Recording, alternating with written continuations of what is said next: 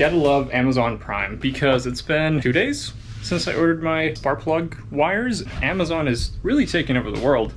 I checked these out on Rock Auto. They were slightly cheaper on Rock Auto, but once you take account shipping, the Amazon got them beat by like $3. Amazon was 2-day shipping. Rock Auto was like a week and a half. So that was a no-brainer situation there. If you're not up to speed, which you should be because you should be watching all my videos, a misfire issue with this car. And instead of replacing the coil packs, I decided to order some spark plug wires because that's the cheapest out of the two. So hopefully this does it. Voila. And now we have the spark plug wires out. They don't look too bad. I mean, they look wet again for some reason. And one of them had a gnarly chunk missing out. So maybe I had a friend in this car once upon a time. Number 3, soaked in water and liquid. I have no idea why. Why are you soaked? I was misfiring 1 and 3, so that's probably why. Interesting. I honestly think it's just liquid that keeps getting in there for some reason. I'll have to double check all my hoses routing over that area because it's, for one, things can fail. So it could be that my spark plug wires are bad. I'm not sure if one of these other hoses are coolant lines and it's just seeping in there. So I didn't realize that these were blue. Well, and it's too late now. They are a little long for the way they're routed, so I can't put them into the little grooves in here, but that's okay. This is just a very, very terrible design. So much heat goes in there. On my actual engine harness, you can see that my clip for that coil pack is broken, and so is that one. So I had to zip tie the wires and hopefully they hold. I can always order a new plug since the pins are still in there, but anyway, that's the only line that I know of that's coolant, unless there's a line over here that I'm not aware of. I am leaking coolant on top of my spark plugs, and that's never good because then I start a misfire. I took out all the spark plugs, I cleaned them up, dried everything up. Now I just gotta put everything back together and test it out. Sometimes you need to walk away. Sometimes you need to walk away when you're getting frustrated, because I spent, I'm not even kidding you, almost 20 minutes looking for my flashlight, and I just now found it as I'm talking to you. Do you know where my flashlight is? I'll give you 5 seconds. Right here.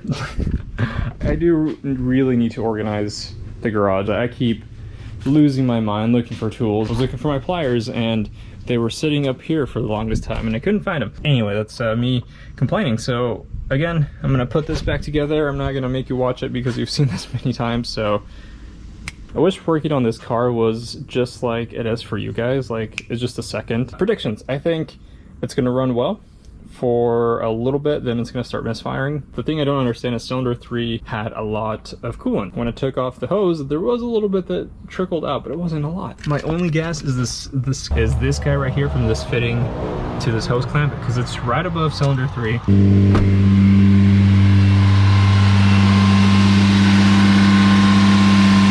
I smell the coolant because I got some on the header.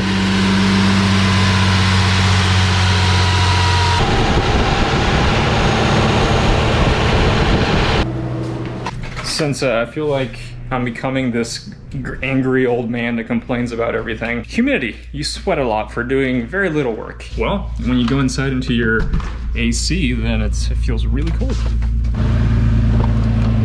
Right now, right now he's doing great. It's actually driving pretty smoothly, but I'm not gonna trust him. I've test drove this car twice, and it fooled me. It's like, oh, that's fine. Then I take it for a, you know, to run errands or whatever, and it fails. We made it, not a single hiccup, or I guess high idle, if that you consider that a hiccup, which I do. It's idling over 1500 RPMs, which that's not cool. It still bugs me how high it's idling.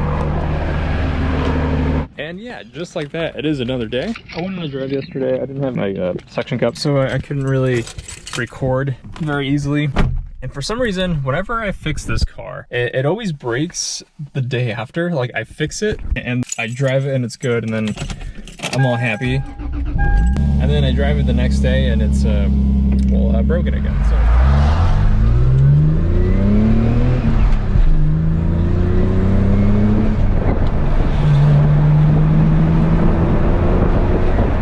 on day number 2, I gotta completely trust this car before we go on you know, I take it to work. And I'm sorry the mirror's in the way. I know I just set up the camera, and if you must know, I'm going to to Kroger, or Fred Meyer in the West Coast. I'm actually gonna get some milk because I ran out of milk.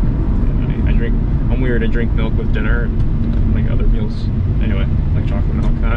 Okay, it's idling right a smidgen under 1,000, which is, it's not terrible.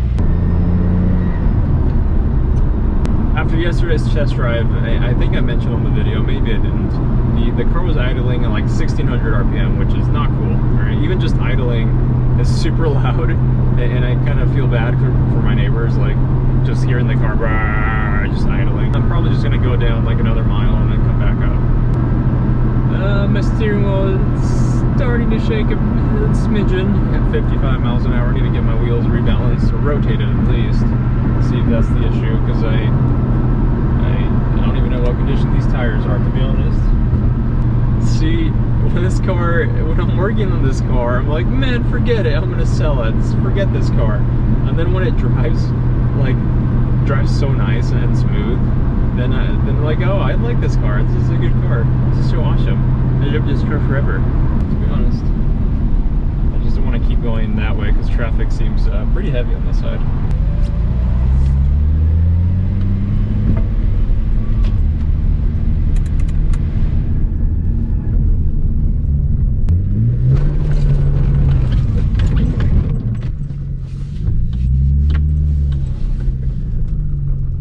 It did not do it.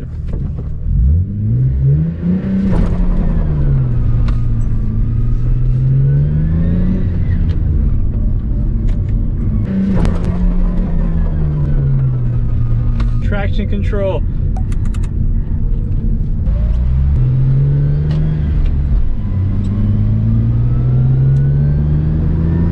I need to go to Kroger real quick and then go to class.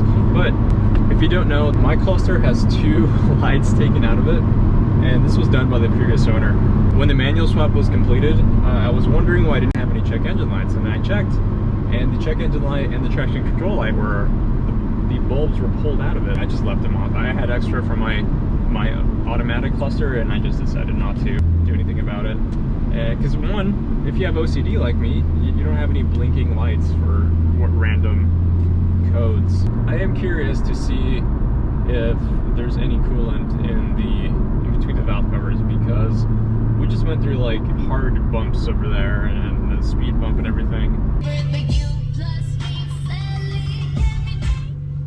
Okay, so after driving it maybe, I don't know, 5 miles, if that's pushing it, the only check engine code we have right now is a speed sensor. Explains why my traction control kicked on when typically, I know this car has a check engine code for an O2 sensor. I can't remember which one. When these cars get an O2 sensor check engine light, the traction control gets disabled for whatever reason. Not having the blinking traction control light or a check engine light, I just assumed it was off. So when I went to drop the clutch, it kind of yelled at me and said, no, you cannot do it. Speed sensor, I have zero interest in fixing that, because that's what caused this whole issue with the throttle response being gross RPM. So we're idling around 900 RPM, which is kind of cool. Let's turn off the AC and see what it does now.